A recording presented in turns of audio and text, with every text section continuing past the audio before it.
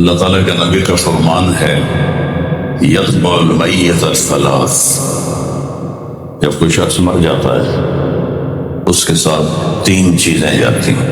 علاء بن حضرمی رضی اللہ تعالیٰ عنہ بحرین کے جہاد سے واپس آ رہے تھے حضرت عمر کے زمانے میں، راستے میں انتقال ہو گیا تو ان کو وہاں دفن کر دیا۔ تو ایک مقامی عالم نے کہا یہ ریتلی زمین ہے، یہاں جانور ہیں جو زمین کھود کے میت کو نکال کے کھا جاتے ہیں، تو اس کو یہاں سے نکالو، آگے ایک سخت زمین ہے وہاں دفن کر۔ تو صحابہ نے کہا ابھی تو دفن کیا ہے لہذا نکال لیتے ہیں۔ تو قبر کشائی کی گئی اور حضرت انس رضی اللہ تعالیٰ عنہ فرماتے ہیں میں قبر میں اترا تو جب میں نے ایسے دیکھا تو وَإِذَا الْقَبْرُ مَدَّ الْبَصَّرِ نُورٌ يَتَلَأْلَأُ، میں نے دیکھا جہاں تک میری نظر جا رہی تھی قبر کھل چکی تھی اور نور سے جگمگا رہی تھی یتلألأ۔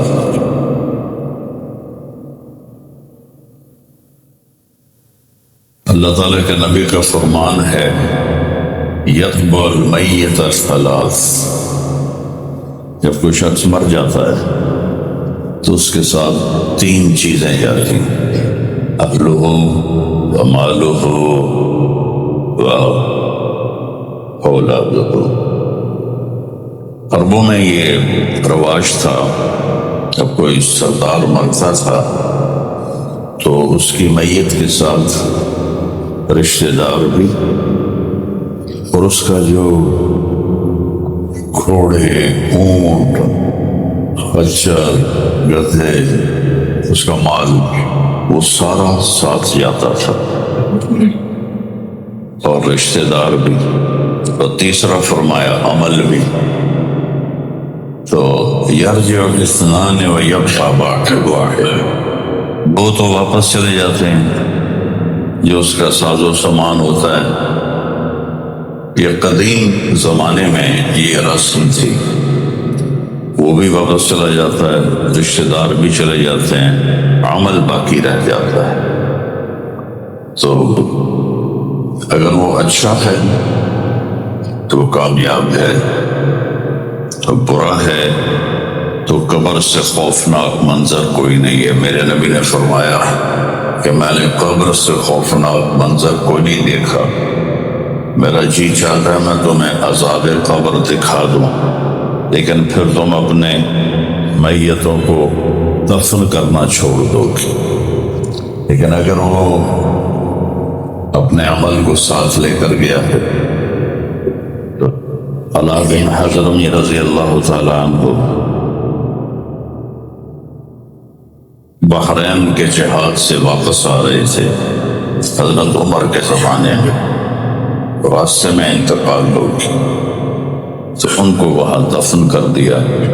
تو ایک مقامی آدمی نے کہا یہ ریتلی زمین ہے، یہاں جانور ہیں جو زمین کھود کے میت کو نکال کے کھا جاتے ہیں، تو اس کو یہاں سے نکالو، آگے ایک سخت زمین ہے وہاں دفن کر۔ تو صحابہ نے کہا ابھی تو دفن کیا ہے لہذا نکال لیتے ہیں۔ تو قبر کشائی کی گئی اور حضرت انس رضی اللہ تعالیٰ عنہ فرماتے ہیں میں قبر میں اترا تو جب میں نے ایسے دیکھا تو وَإِذَا الْقَبْرُ مَدَّ الْبَصَّرِ نُورٌ يَتَلَأْلَأُ، میں نے دیکھا جہاں تک میری نظر جا رہی تھی قبر کھل چکی تھی اور نور سے جگمگا رہی تھی یتلألأ۔ اور اس سے عجیب بات میت غائب تھی، اللہ نے اس کو غائب کر دیا۔ ایسے ہی ایک واقعہ حضرت خبیب رضی اللہ عنہ کے ساتھ پیش آیا جب ان کو اہل مکہ نے شہید کیا تو 40 دن ان کی لاش لٹکی رہی۔ اور اس کا ایک ذرہ بھی جسم کا خراب نہیں ہوا، تر و تازہ۔ تو آپ نے حضرت علی اور حضرت مقداس کو بھیجا کہ جاؤ اس کی میت کو لے کے آؤ۔ تو جب انہوں نے اتار لی تو قریش کو پتہ چل گیا، وہ پیچھے بھاگے، یہ آگے بھاگے۔ جب دیکھا کہ وہ سر پہ آ گئے ہیں تو انہوں نے میت کو زمین پہ رکھا اور تلواریں نکال لی۔ تو جب وہ قریش حملے کے لیے آئے تو ایسے زمین پھٹی اور میت اس میں غائب ہو گئی۔ تو قریش کہنے لگے ہماری تو لڑائی اس کی وجہ سے تھی، تم سے تو ہمارا کوئی مقصد نہیں تھا، وہ تو غائب ہو گئی، واپس چلے گئے۔ تو جب عمل اچھا ہوتا ہے آگے ایک پورا نظام ہے۔ دیکھو نا، اللہ نے اپنے نبی کو بیڈ روم میں نہیں سلایا، موت کے بعد قبر میں ڈالا۔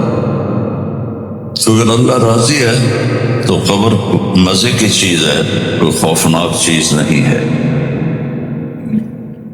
اور وہاں مجھے 4-5 سال پہلے روضہ مبارک کے انجینئر ملے، انہوں نے آ کے مجھے وہ سارا نقشہ دکھایا کہ جہاں ہم کھڑے ہو کے سلام پیش کرتے ہیں وہ آپ کی قبر مبارک اس سے 30 فٹ نیچے ہے۔ تو بھرائی ہوتی رہی، مدینے کی زمین اوپر ہوتی گئی، قبر نیچے 30 فٹ نیچے ہے۔ تو عمل ہے تو اللہ راضی ہے۔